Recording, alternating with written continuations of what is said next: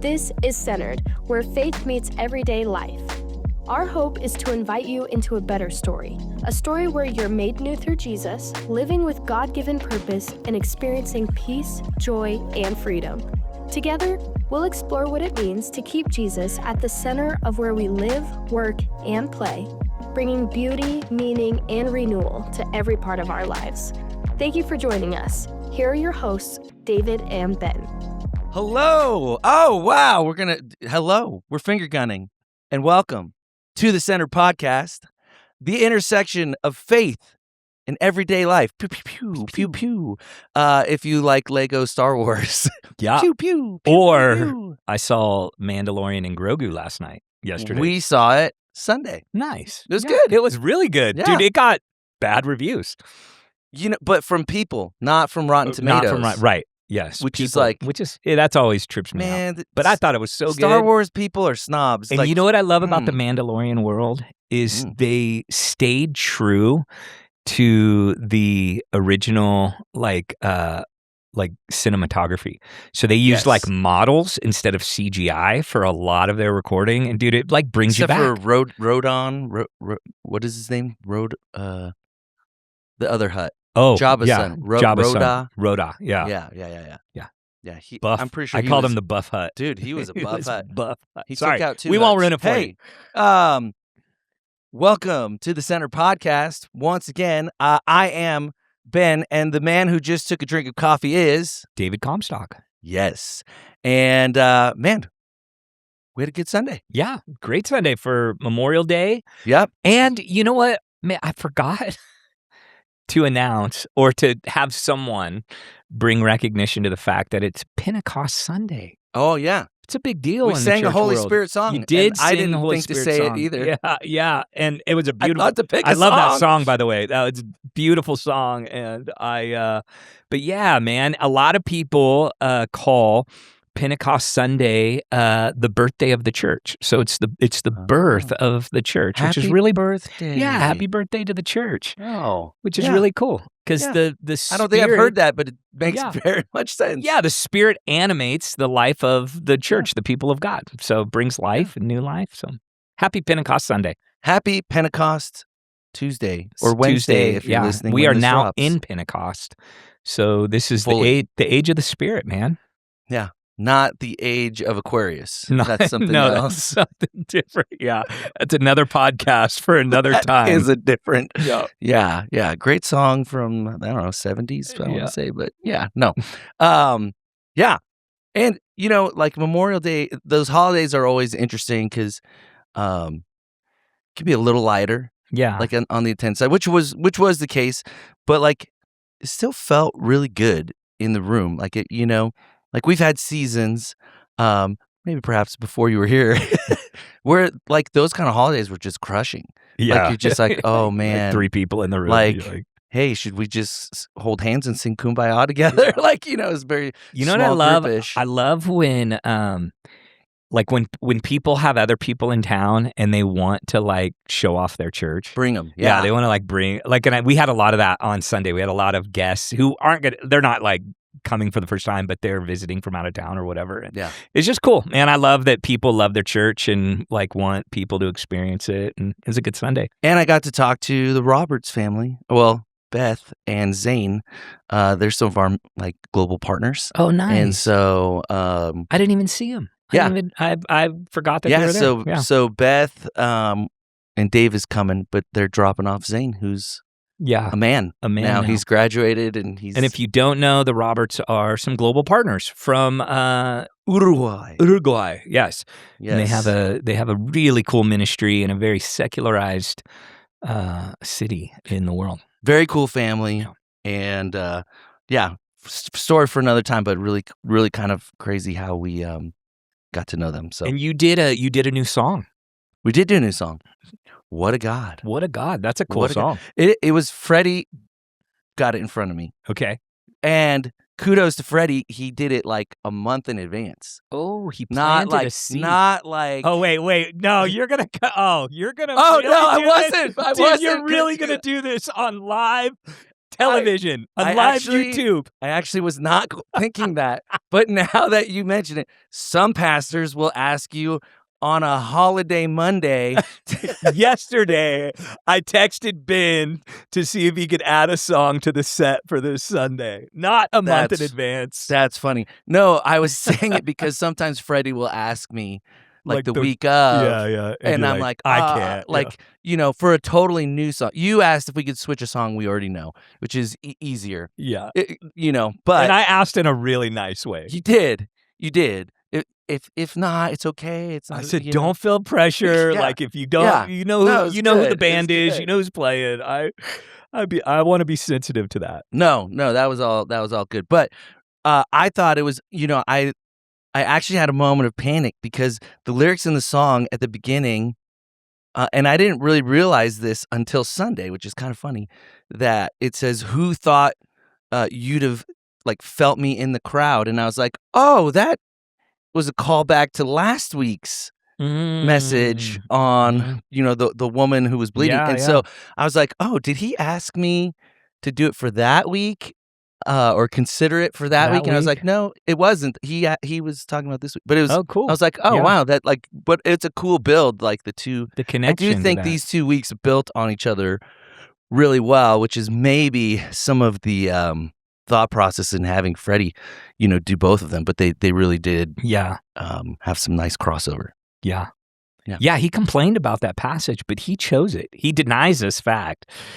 At the beginning of the series, I had a list of all different walks that he could, and I was like, look, I want to give you 2 weeks in a row. There was a couple things I had going on that I wanted him to do, and he picked both of those, which I was like, oh, he'll slay them. He'll do great on both of them. But then after he complains that he's like, I really, hate preaching that passage. You gave me this? Yeah, and I was like, I didn't give it to you. This is all your fault. So, whatever. Well, and he did say, he reframed it, but he initially goes, I hate this passage. He did say and then he's like, well, hold on. Hold on. I hate preaching this passage, which I get. Like, and I told him, afterwards, we were talking, and I was like, it's funny. We've taught this passage twice since David's been here, and the first time he had me preach it. So he doesn't like preaching it either. Did I not preach it? Oh, this is the second time Freddie preached it. So it is contraire, mon frere. I love preaching this passage. It's a beautiful passage, but I think the challenge for any preacher teaching this passage or Christmas or Easter is that the whole idea of the super familiar. And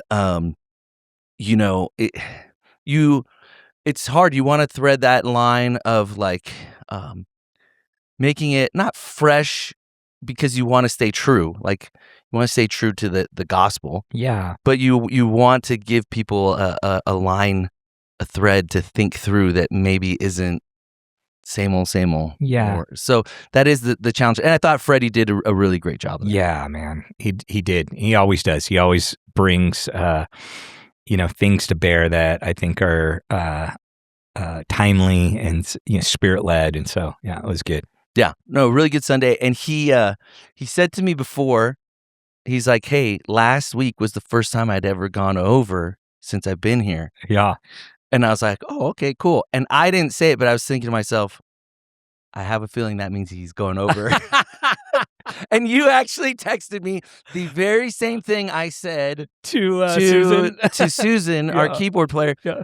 I said, you got to go out there or he's just going to keep going. Like if you don't play, he won't stop. Which if we didn't have communion, I wouldn't have done that. Right. But we had a whole other, 10-minute thing, liturgy, that we needed to present. So. Yes.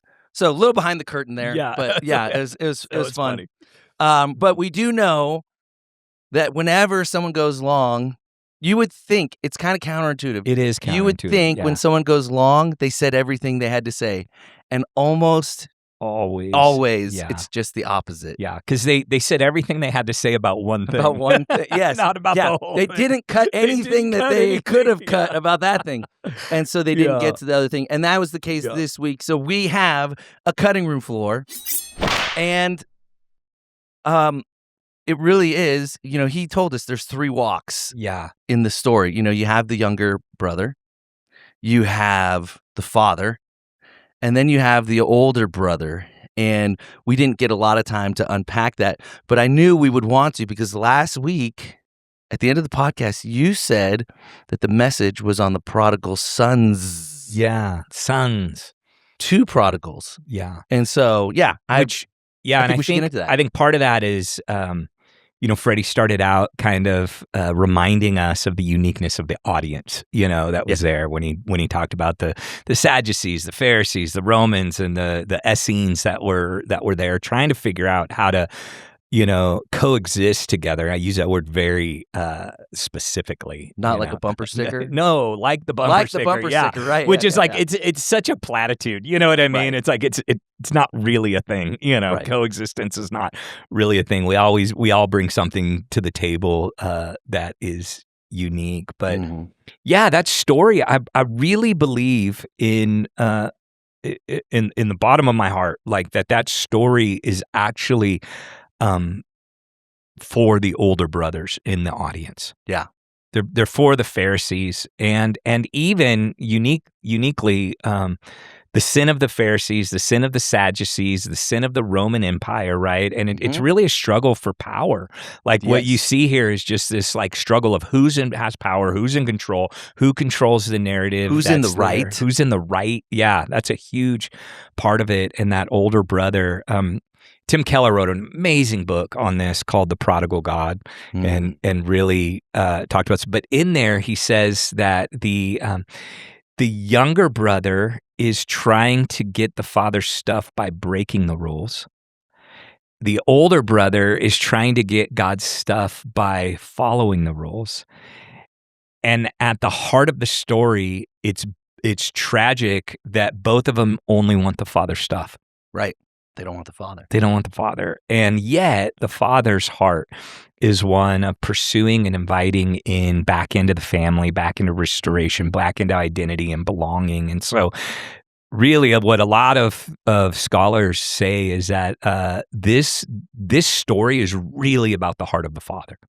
Like one of the things that we should see more than like at the end of the day is that God is the father is compassionate and he's brokenhearted because he lost 2 sons. Yeah. And his own like journey of how he's dealing with that issue of losing 2 sons and that. And so, man, it was beautiful. And I think when we look at the older brother, really what the author's trying to do is to show that the older brother is actually a more dangerous lostness than the younger brother's lostness. Yeah. Yeah. Well, and I what's fascinating to me and why I think talking about the older brother is so important is most of the people who are sitting in a church listening to a sermon, they're more likely to be an older brother than a younger brother. Yeah. And so like what a cautionary tale for us. Yeah. As we, pursue God and faith and, totally. And it's almost ironic because as the audience is listening to the story, right. And Freddie was right to say this was a story that was in a progression of stories of lost things. And the value of the lost thing increased as they went through, right? You just went from, the lost coin to the lost sheep to the lost son, which was just a lot. The value increases of what's going on. But the aha moment in all of those stories is that the one that is lost is not the one that we typically think. So the one that was really lost in that moment was the one that was following all the rules, that did all the right things, that stayed in the family, stayed in the story. And this was a picture of the Pharisees, the religious leaders at the time, who missed Jesus. And when Jesus is telling the story of the son, I mean, it the one who left, right, asked for the inheritance, basically like saying, man, I wish you were dead. You don't believe. That would have been like so disrespectful. Oh, yeah. And then, squandering it on prostitutes and drinking, that would have been like unthinkable. And then it gets to the point where he's eating pig slop, for a Jewish Unclean person. animal. Yes. So the whole time they're like, that's the one. Could get any worse. It could not get any worse. Yet the one the father throws the party for is the son who came back, and that to me is just like, it's breathtaking, really. It's a breathtaking picture of how Jesus is trying to get to the heart of what's really broken in us. And what's really broken in us at the end of the day is that we don't understand how much grace we've actually received in Christ. That's what becomes too familiar to us. Yeah. Is that we've tasted grace. And it doesn't matter if your story is like, man, I grew up in the church. I always went to youth group. I did all the Bible studies. I said yes. I got baptized. I took communion. I did all the things. Or you're the one who partied, and messed up your life or whatever that's there. Both of those people, have received an immense amount of grace from God and have been invited into the kingdom of heaven, not because of merit or good works or behavior modification or whatever, but because we have a prodigal God, a father who loves the lost sons, And so, I think that was the part that I've always been intrigued about. Well, yeah. And I'm always like, sometimes I try to listen to these stories, read these stories, whatever in the scriptures through fresh eyes, and I find myself saying to the older brother, go, dude, go to the party, come on, this time go, this time respond to that invitation, and it's always just I guess technically we don't hear. It doesn't explicitly say, and he never goes to the party. Yeah. It just leaves it to wonder. But I'm like, man, I hope you go. Yeah. And it's a parable, that's what Jesus is trying to get to that heart. And I love one of the things that we see is the audience would have been outraged that the father threw a party for him. But really what we're supposed to be outraged is that the older brother rejected the invitation of the father. Yeah. He ultimately said no to God. And here he is. And to his brother. Yeah. Well, and to his brother. Yeah. His fellow, so human. You've got if you look at even what they seemed to agree on, that all of the scriptures, the Old Testament, boil down to love God and love other people. They all seem to have agreement over that. And what did the older brother do? He rejects God and he rejects his brother. Yeah. And so it's those are the two, you can't break the law any more clearly than that, but they're so fixated on this younger brother the who prostitutes, broke these lesser laws. Yes. Totally. Yeah. But ultimately repents. Ultimately comes back to the Father, and with humility and it's just so fascinating that they're so off-put by this younger brother that they I think missed the sin of the older brother entirely and couldn't really see themselves in that. And there's a big distinction, I think, that you hit on with the distinction between the letter of the law and the heart of the law. And one of the things I love about that story is that the older brother actually never really gets to say sorry. He rehearses it, and he has it going on in his heart and his mind, what he would say to the father, how he would try to get the father to take him back. And he has this, has this whole thing that he's rehearsing, and I can almost imagine him walking back from, in his shame, in his guilt, in his desperation, that he's just okay, I'm going to say this, and I'm going to say that, I'm going to say this. Yes. And before he even gets a word out, the father tells a servant to go get the robe and the ring. And I love that about the heart of the father, that he is, in the same way when Freddie talked about that, the younger son's heart left the father way before he actually left the household. Yeah. the Father heart for us pursues us before we even really start pursuing him and coming back to him. And it's the great reversal. Yeah. And I love that about this story and the scene. One is a great picture too, like, Freddie painted for parents and grandparents of prodigals, like to prepare your own heart for their return. Yeah. And which is it's a hard thing to do because we all just fear that it won't happen. Yeah. And so you never want to like set yourself up to fail, or, we're always in like that. At least I find myself in self-protect mode, and so I don't want to long for things that I know would really hurt me if they don't happen, or, totally. And so we all kind of deal with that. But what a beautiful picture for parents and grandparents of prodigals to know there's a faithful God out there who's part of the process, and you can just be ready. Yeah. For when that moment comes, and trust the ifs and the whens and all that to God, but have a heart that's ready to run and embrace. Totally. Yeah. So really good. All right. I think we should have a little fun.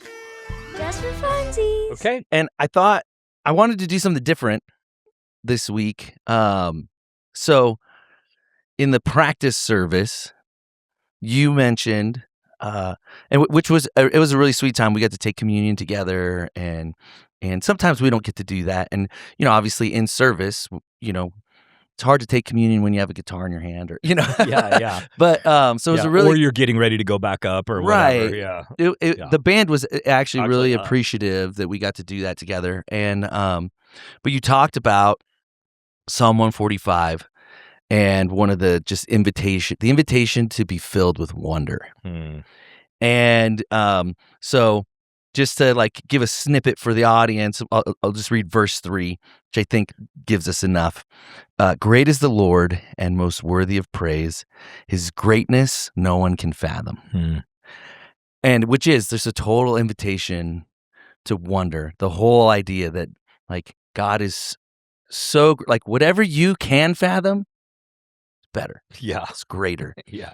And so, but it just, made me think, 'cause I'm like, man, we don't really talk about wonder a lot as adults. Like we like to think of children and the wonder that they have. And, we talk about stress. We talk about productivity. We talk about responsibilities, schedules. I've got a 16-year-old son who I'm like, hey, this is like your most adult summer ever. And you're going to have these responsibilities, but we don't really talk about wonder. So I thought it would be a good opportunity for us to just talk about wonder, and not just like oh, this was cool, but where you actually stopped and acknowledged like God in the moment.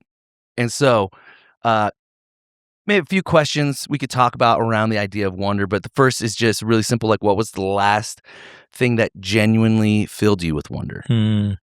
Yeah.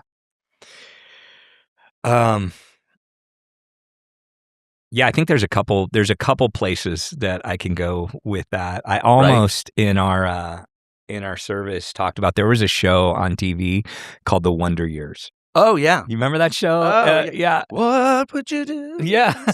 It's such a good show. And the whole idea is like the coming of age years. Yeah. Like you have all of these like moments in our lives that I don't think we realize are meant to like produce wonder. And there's things like friendships and your first love and, like your first day, like all of these Winnie things. Cooper, like, and we were all like crushing on Winnie, when we were growing up just like, and I think, I think what happens in life is that we think of wonder as only being like first time this or first time that. And we lose the ability to have wonder in like the mundane and like the continuing. And I remember, and so you just say like, when's the last time you wonder? I remember I literally woke up the other day and I was like,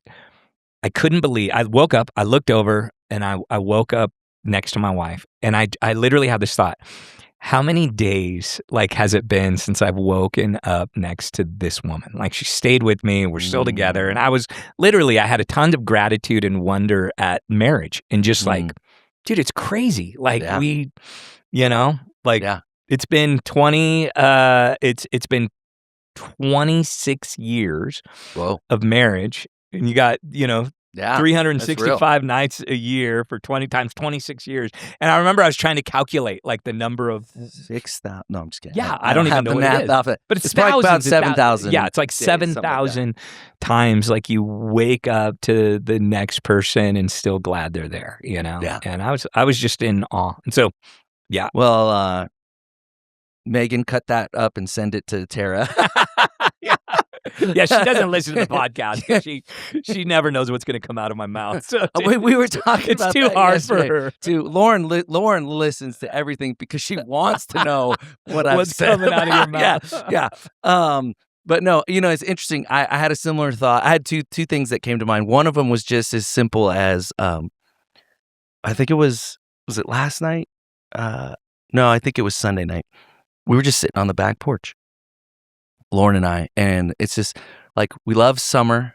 Mm-hmm. We love like just the ability to, sit there together, talk, reflect. So, not every day is like, sometimes we're talking through stressful things or hard things, but like whatever it is, we're together, we're there, and God, like just beautiful. We live in a beautiful state. We have a lot of just beautiful things, and we're really grateful for that. So that was one thing I thought of. The other thing I thought of, which was like less mundane and more, but I actually remember like in the moment, and I'm not good at this. So this is why it stands out to me in the moment, going like, oh, thank you, Lord. And it was just a really simple thing. My son, their baseball team, they went to Estes Park for this regional playoff, and they were the 20 seed. Underdog, and they won 2 games that they weren't supposed to win, and they become regional champs. Wow. Yeah. Which is really sweet. And I just remember like in the moment of like celebrating and all this, like just having this moment of like, oh wow, thank you God. Like you crafted all this, and I know like, he's had a journey to get there, and and he's still on a journey. We're all, but like it was really sweet, and I was just like, oh, it's hard to believe that God would do that for me, kind of thing, and really for him. But I tend to be more, what's the word? I don't know, just like more, the things that happen for my kids hit me more. Yeah. Than things that tend to happen for myself. Totally. If that makes sense. Yeah. I'm glad you brought that up, because I really do believe that we were wired for wonder. And I was even thinking about this as an adult, is like we tend to get the wonder sucked out of us. Well, yeah, I was thinking about that too. Yeah. I was like, why is it so hard as an adult to wonder? I remember my dad, like, basically, like, not like in a physical way, like beating the wonder out of me, but like verbally, just like, that's not going to happen.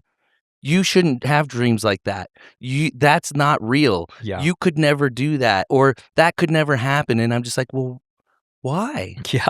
There's a guy by the name of Drew Dick who wrote a book called Yawning at Tigers.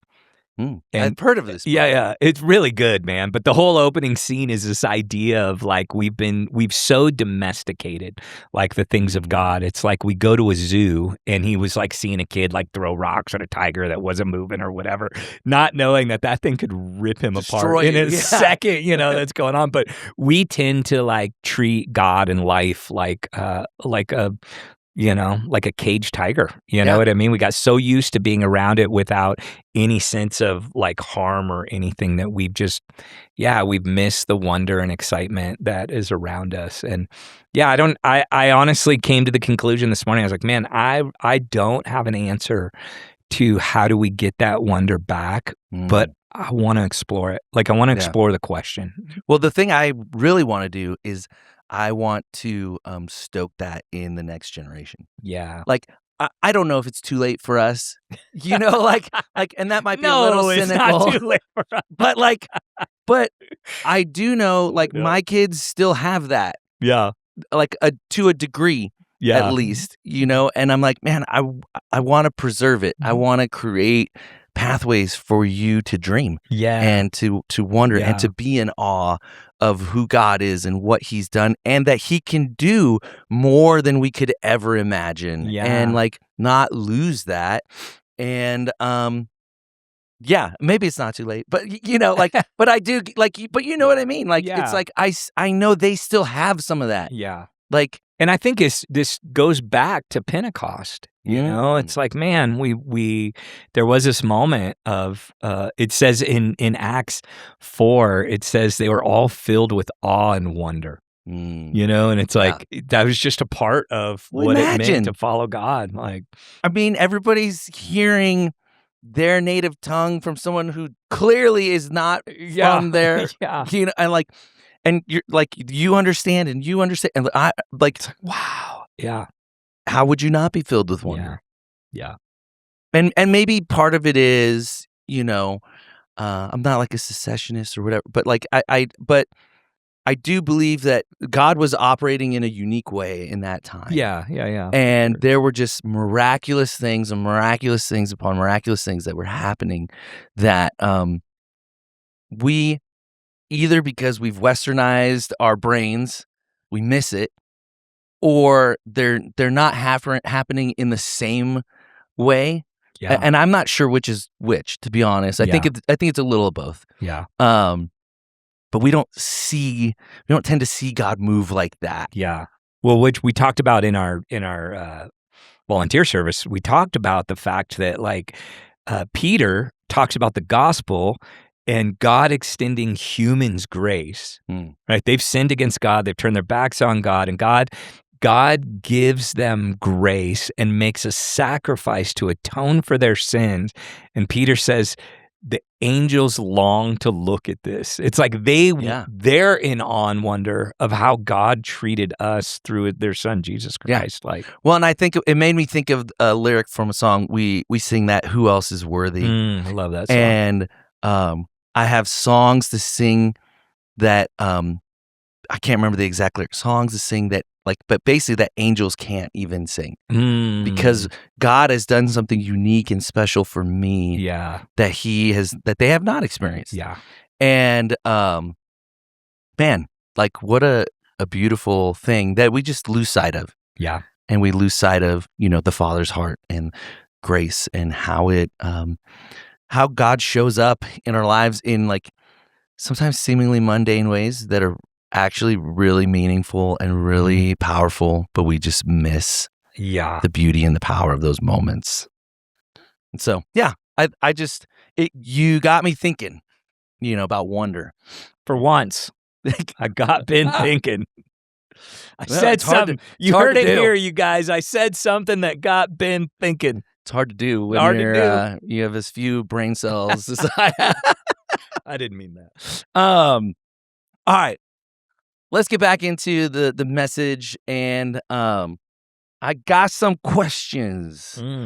So, okay, I kind of alluded to this, how last week's message, the woman that Jesus healed from her condition of blood, and this week's message on the prodigal son had these like overlapping themes, if you would. Last week though, this one's it's the same but different. Last week we had a woman who was ill. She did everything she could, like, so she was doing all the right things, and she gets worse. And then God said that, or Freddie said this. Freddie's not God. God will not bless us with a life that doesn't require him. And then this week, we see kind of a similar thread, except it's a younger brother. In this case, we have an older brother who's similar in some ways, but the younger brother I want to key in on, he doesn't do everything he could do. He does the opposite. He squanders everything. He lives recklessly. He insults the father. I wish you were dead. Give me my money. And Freddie said that God is okay allowing us to get to the point where we can't anymore. The younger brother got to that point of desperation. And the reason is so that we can realize that only he being God. So, do you agree with Freddie because I just like to, no. Do you agree that God sometimes allows things to fall apart because it's the only way that we're finally open to him? And then how do we distinguish in those moments? How do we distinguish between like punishment and loving exposure? Yeah. Yeah, I have a hard time with the yes, I do agree that God allows things to happen, right? He's sovereign, he has control, and he's done. I also agree that God is faithful to his own design. Mm. And so I do think that there's a lot of the damage that we experience in the world, or a lot of the hurt or the pain or things, is because things are playing out the way that God designed the world to play out, right? You reap what you sow. And so when you try to live life without God, you get exactly what a life without God produces. Yeah. It makes sense. Yeah, it's just part of God's design. And so, and what I want to be careful of is that like somehow like God the Father's up there going like, watch what I'm going to do to Ben. Watch this now. Watch what you know what I mean? Like he's like the idea of like God is up there with his magnifying glass and I'm the ant. Yeah. Like he's torturing. Yes, and that's just not because that's just not the heart of the Father. Yeah, it can lead us there. And so I believe that there's a faithfulness to God's blessing, and even God's curses are not God making something happen. He's declaring what will happen because of sin and brokenness in the world. And when you get a curse in the Old Testament, it's not like what we think of like witches, with a wand being like, I curse you to this happening. Right. What God is declaring is that this is going to be the result when you sow seeds of sin in your life. It's a curse, right? That's happened. The ground is you're going to have to toil with thorns and thistles. There's going to be pain in rearing children and the family dynamic, which you saw play out really early on in the story of the world, right? With Noah's relationships with his own family, and it gets worse and worse and worse in those things. And so, I do think that God hands us over to our own desires, is how the Bible will describe it. Yeah, but not like we think. Right. Well, I think that's an important distinction too, and it is like such a tightrope walk. Yeah, like. That God is a God of order, that God is a God who sovereignly and lovingly created a world where things work a certain way, that if we live within, certain like path that he has given us, what a beautiful like life and blessing. And, like Freddie said, it's, better than, like it's, he alluded back to Paul in Ephesians, just that it's more than we could ask or imagine. Totally. Like that is the fullness of life, that if we live within the guidelines that God provides. We live into the blessings of his character and nature and sovereign rule and reign over our lives, but he's not a tyrant.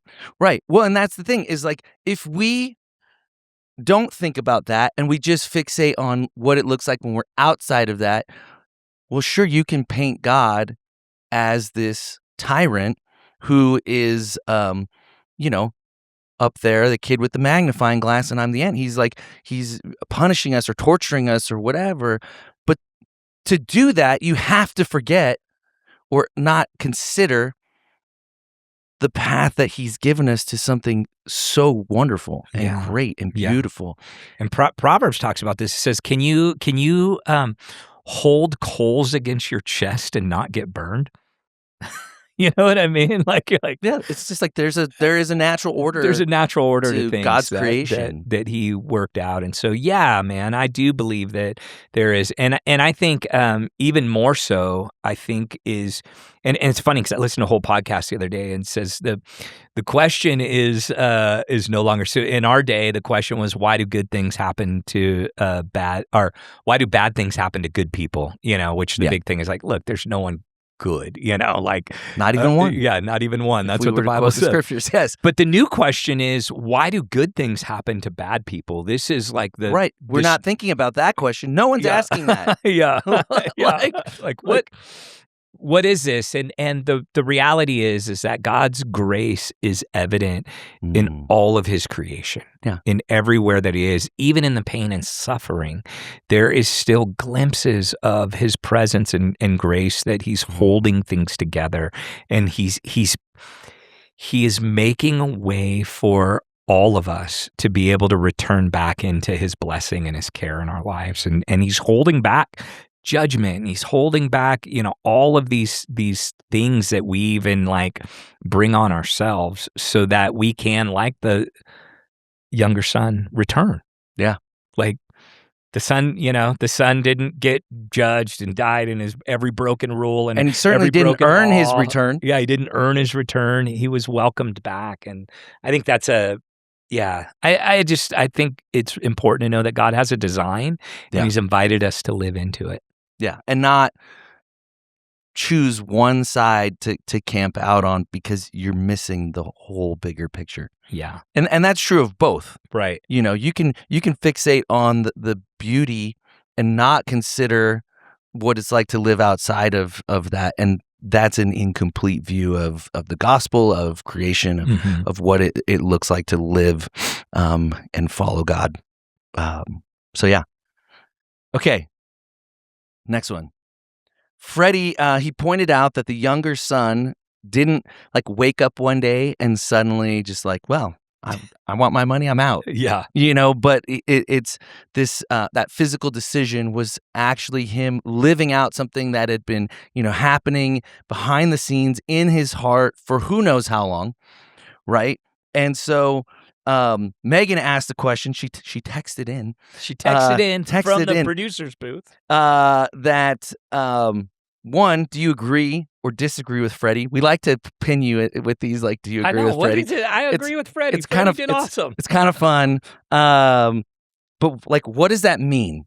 Was the question she had, and then I have some questions too around it. But yeah, he already wandered in his heart. And do you agree, disagree with what this means? And yes, so we've taught this before of how the human condition works, and the whole idea is we are we're and this comes from Thomas Cranmer, who Ashley Knowles has this quote that he summed up Cranmer's work, and it's basically we're way less rational beings than we think we are. And so the way that Ashley Knowles put it and summed it up, he said, whatever the heart wants, the will chooses, and then the mind justifies.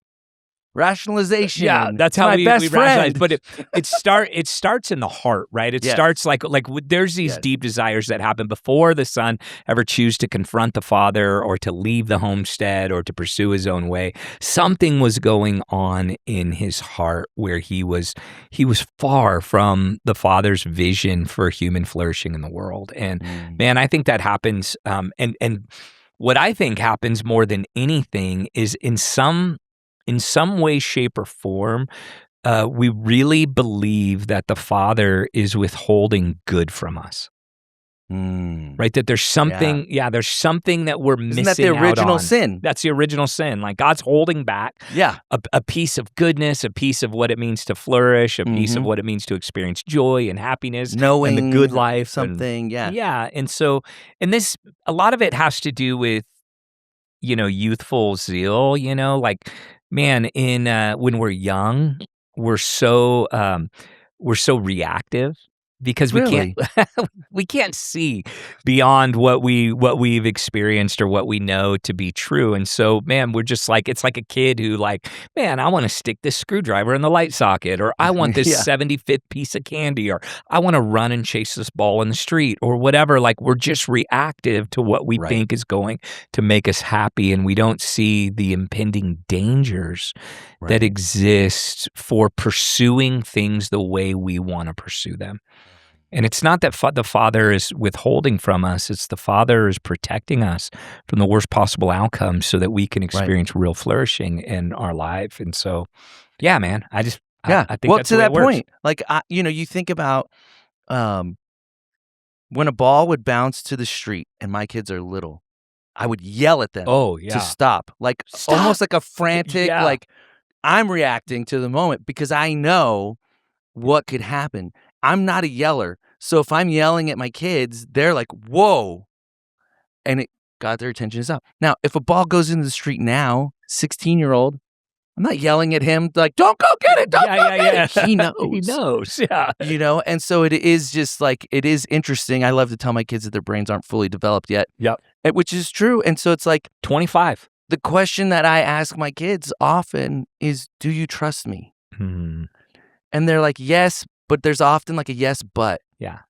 Because, and I think that's our response to God. Yeah. Is like God saying, do you trust me? I'm like, yes, but you can hear the hesitation in my voice. It's like I do intellectually, but not really in my heart. I can't live it out. Yeah. But there's some block or there's something that makes me think I know better than you. Yeah. And so, it is tough. Back to the whole idea of like it happening before this internal shift. What I was kind of wondering about it is like, why is it so easy to ignore that shift as it's happening until it becomes external? And like maybe how can we identify that in people we love? Like I was thinking about that, like, I wonder what type of conversations did the father have with his sons before this story? Yeah. Like how did he see? I'm sure he did. Like what I don't know. How do we not see those things as they're happening, or how can we maybe identify them? Yeah. Sometimes we can't. Well, I was hoping you'd have something that I was like, that was what I expected, but I was like, maybe you can. I don't know. I think, man. I think sometimes it's a part of the maturation process, and just one of the things that I love about the gospel is that no matter how many times we fail, the Father's waiting for us to return. And every time we fail, I hope we learn. You know what I mean? I hope we learn a little bit about the depth and the beauty and the grace of God and how far God's love really does go for us. And and I'm just not sure. And we've talked about this before. You've talked about this before. The idea of like the goal of parenting is not to prevent your kids from failing. The goal of parenting is helping them to turn to the right place when they do fail. And that's like a huge, that's just a huge part of the process. And I see Jesus almost in kindness, like sharing the story. There's a passage of scripture. It's like, man, if you, and I read this, I can't remember, it's in Isaiah, I think, but it's like, man, if you only knew, like, if you only knew, like, what the devastation that lies ahead of you, then you would turn to God and let him heal and restore you. You know what I mean? But sometimes it just takes failing to get to that. And that is the hardest thing is, two things. Like one, it's just hard to see not just your kids, but anyone you love fail, struggle. And I guess like the only thing because as I was thinking about, I was like, the only thing I could really come up with is to create an environment where you have people where you're fully known and fully loved. Yeah. And you, in fully known, that implies that you're kind of sharing these internal struggles. And that's the thing, like I personally have a hard time with. Like I'll process things, poor Lauren, I'll process things for like 6 months and then I'll finally utter them. Mm-hmm. And it's like a big thing, but I've been working through it, and I for whatever reason, I don't have I don't know if it's like desire, ability, whatever, to like express it. Yeah. And so that is the hardest part, is when we don't share, we're not known. Yeah. And those things aren't known. And so, it's a tricky thing for sure. The spirit, we teach this in the way, but the spiritual journey is not a staircase that we climb up. If only. It's not. It's a spiral, and sometimes it goes down, and sometimes it goes up, and sometimes it moves forward, sometimes it goes backwards, and it is. That's the spiritual journey, and I think that's also why, we need to have grace for one another in the journey. You know, we get so the older brother was so disgusted at the younger brother's sin and not really understanding his own sin and his own rebellion in his heart. It just took a different shape. Yeah. No, and that's, I think one of the questions Megan threw out there is like, which of the brothers do you most identify with? And I was thinking about this and I was just like, oh, it's the older brother. Like I grew up in the church. Yeah. Like I haven't squandered my life on wild living and prostitutes. And, like I don't have that kind of testimony. I don't have that kind of story. I feel very blessed that I've been able to see others experience some of those things and like not go those directions. But at the same time, I also know that I deal with self-righteousness. I also deal with judging people who have that kind of story or in the middle of that kind of story. And sometimes I don't want to be part of the party. Yeah. And so, I think it's so easy to fall into that place, especially the longer that you follow Jesus, the longer that you're, past that the younger son moment. It's hard to stay humble. It's hard to stay away from self-righteousness. Yeah. Yeah. And I think, man, I still believe that the audience was meant to see themselves as the older brother. Yeah. And the one who stands outside the party and who refuses the invitation of the father to come in and be a part of what's going on because they don't like that grace is for those people. Right. Because I've never even had a fatted calf to celebrate with my friends. And I've worked the land every time you asked. And I've done everything that you required me. I've followed the 600 plus laws. And I've done all the stuff. And these guys haven't done anything. I think of the woman who washed Jesus' feet with her hair and her tears. And, he said, because she has been forgiven of much, she loves much. She loves much. Yeah. And what a contrast to the Pharisees. What a contrast to the older brother. And what a contrast to those of us today that are uber religious and, don't want to invite those younger brothers into the party. Totally. Yeah. Well, I think it's time for David's low-key obsession, or do you got something else for us? What low-key obsession. Let him cook. It's time for David's low-key obsession. Man, I don't really. You're not obsessed with anything right now. I'm not obsessed with anything right now. My one thing that I'm trying to figure out is so summertime. I love summertime. Yeah, I do too.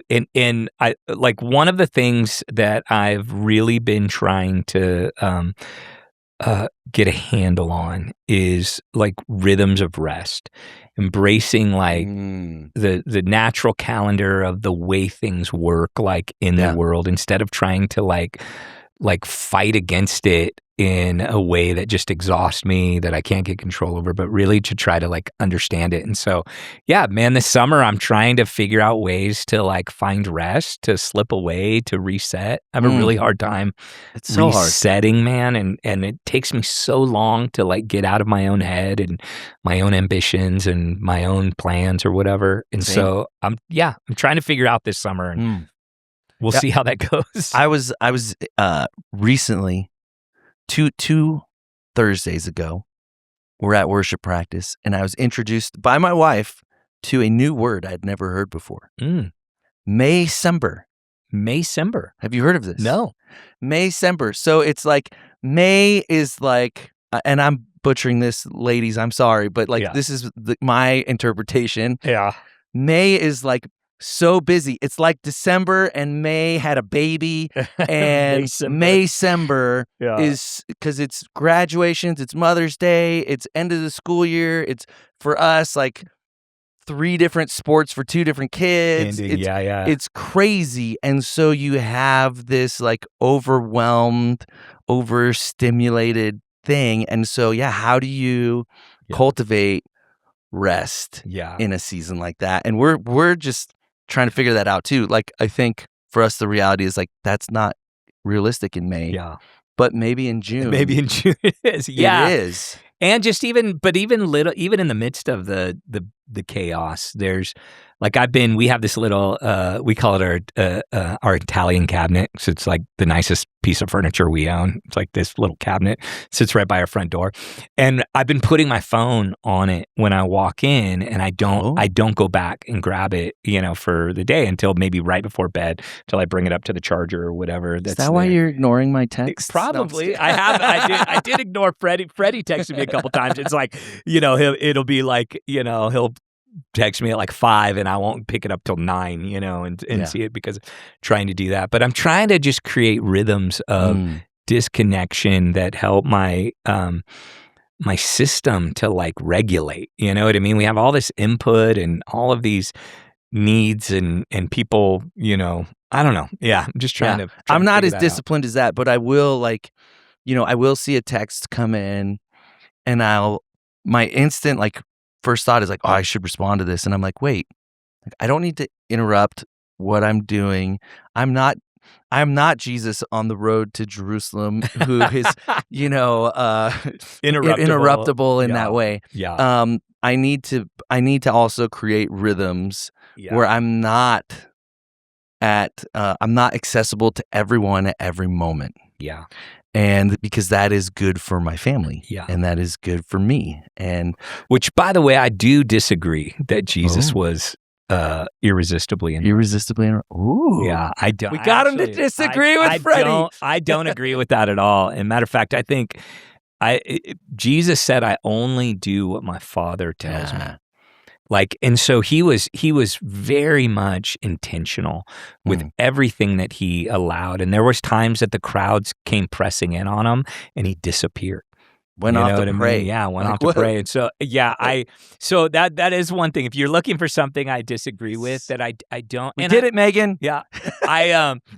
I understand the sentiment yes. of that. Like the Father's door is always open to us. He's always one is, when God is doing what he's doing, nothing that we do is interrupting him because it's a part of his mission, right? Yeah. It's a part of what he's up to in the world. And so that is the one phrase I don't Interesting. love. I tend to think of these things in paradoxes because I believe that what is impossible for us is possible for God. So things that we could never do, like be resolute and interruptible at the same time. Yeah.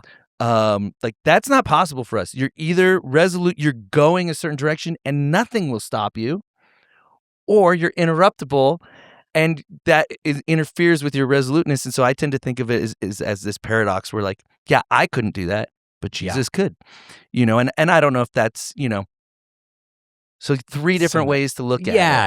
And I don't think any of them are well, if you don't see it my way, you're going to hell. Or, it's not quite that important. No, it's not. It's not. Yeah. It's just a little, I hear that and I'm like, man, it makes God seem small. Yeah. I think we should consider a new segment. I disagree with Freddie. And just every week we'll come up with something.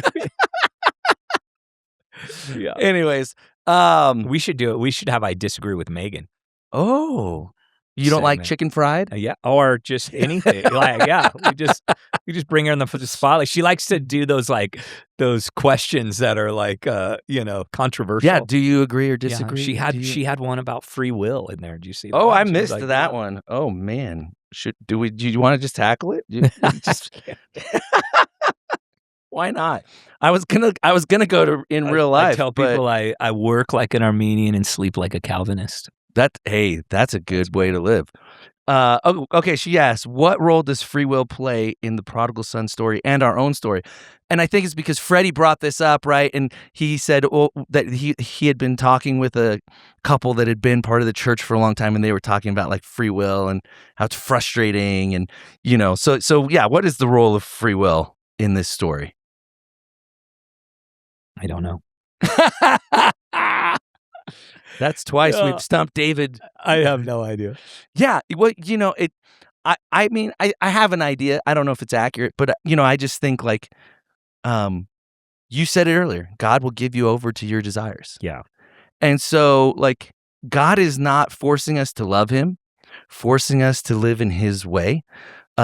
He gives us the ability to live like an Arminianist and have that free will. Yeah. But what happens is ultimately like God has a role in that too. Like, so and we want to try to relieve the tension of the paradoxes. Yeah. I was going to say, this is one of those paradoxes. This is one of those paradoxes. And I actually don't think in Scripture sovereignty and free will are ever at odds with one another. And I agree.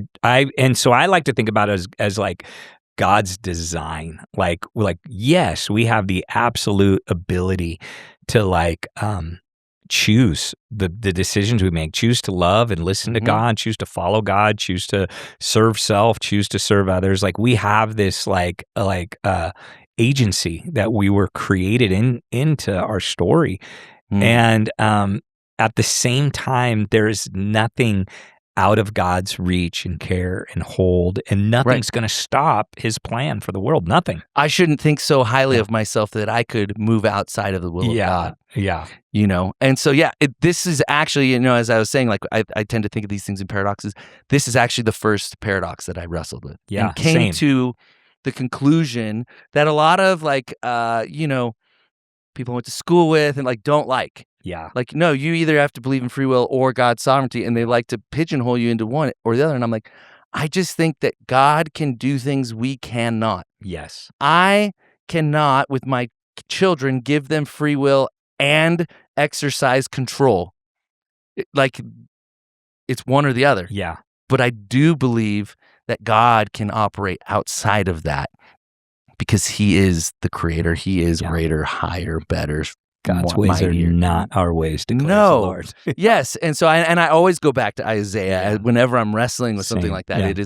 It is like a foundational passage for me when it comes to understanding who God is and what He's capable of, and where I disagree with Him. Yes, and so our new segment could be Megan's theological death match.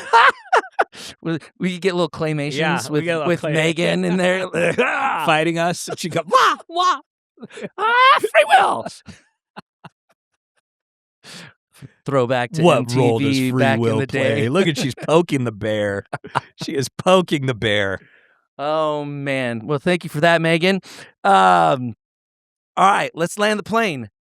IRL, 3 letters. Yeah, they really matter. How do we do this in real life? #IRL. And if you don't know what that means, you must be old. Don't be the older brother. Isn't that? I was like, if he doesn't say it, that's what I'm gonna say. That's in real life. I just think it's funny because this is gonna be a unique twist on next week's message as well. But this idea of just like self-righteousness, and so easy to fall into. Yeah. I mean, so easy. Yeah. And there's a new phrase that I heard from a theologian. His name is what's his first name? Mike Tyson? No. Joel Green. Oh, okay. And so he uses a phrase, self-atonement. Oh. Which is like, that's much stronger. Yeah, it's a much stronger phrase of like trying to pay our own way and work it out on our own. And Jesus really clever, like twists that whole narrative around of trying to like be saved through works, type of deal. But yeah, I just think of recognizing that all of us have that older brother in us, and man, it comes out in really weird ways. Man, it comes out in our our passions for political affiliations. It comes out in how we think about our neighbors, and how we try to categorize ourselves or try to build some sort of social hierarchy based on, what we have or what we've done or what we've accomplished or what they haven't accomplished or whatever. And so just being really cognizant that the older brother lives in every one of us. Oh, yeah. The thing I would teach my kids when they were really little is when someone's mean to them, well, what they're trying to do is make themselves higher by pushing you down. Yeah. They're trying to make themselves feel better by making you feel worse. And it doesn't end at the playground. Yeah. Like it's something we do. Oh, we bring it into all the time. Yeah. Yeah. And the really, like, talking about in real life, like, we need to rehearse the gospel of grace. Like, we need to rehearse that. And so the moment that grace is not the central element, that God's steadfast love and faithfulness and mercy and grace extended to sinners is not the central of that message, we start to make the gospel about something else other than what it actually is. And so we need communities that rehearse the gospel. We need churches that rehearse the gospel. We need, we need our own lives. We need personal like rhythms and practices that rehearse this gospel of grace in our own lives. And yeah. What a helpful word too, rehearsal, because I think about we have a worship rehearsal on Thursday. And basically it's a safe space for us to practice. Yep. Make mistakes. Mm-hmm. Learn and grow. Yeah. And prepare for the final exam, if you would. Yeah, the like presentation. Prepare for real life. Yeah, real life, yeah. Like when it's really meant to happen. And so like what a great picture for us is like we want to be in communities, safe spaces where we can rehearse, we can practice, we can make mistakes, but we grow and we learn so that we can live it out. That's good. All right, next week. Next week we're talking about the one who returned. Oh. The one who not the 9 returned, who didn't. Not the 9 who didn't. So we're looking at the story of the 10 lepers, and there is a really unique twist on it. And I feel like what's his name in The Princess Bride when he's like, that word doesn't mean that what you word think doesn't it means. mean what you think it means. Inconceivable. Yeah. Inconceivable. But we oftentimes look at the story of the 10 lepers and just reduce it down to some sort of virtue of gratitude that we display. And there's so much more going on in this text. And so excited to unpack it. All right. Well, now I'm excited for it too. A familiar story. Yep. With a wrinkle. The wrinkle. With a twist. Yeah. So, all right. Be there. Don't miss it. Man, thank you for hanging with us. As always, if you find this helpful, like it, share it, text it to a friend. Subscribe to our YouTube channel. Subscribe to YouTube or our podcast. Whatever your platform of choice is. Yeah. Tell your mama. Tell your girlfriend. Tell your boyfriend. Yeah. Tell everybody. Yeah. Shout it from the mountaintops. Yeah. I'm in love, and I don't care who knows it, as the great Will Ferrell Anchorman said. I'm in love and with I'm pretty sure he was talking about the Centered podcast. I'm pretty sure. Yeah. Thank you. Have a great week. Thanks for listening to Centered. Be sure to subscribe, leave a review, and share this episode with a friend. You can listen to Centered on your favorite podcast platform or watch on YouTube. To learn more about Mosaic or connect further, visit us online at welcometomosaic.com. See you next week.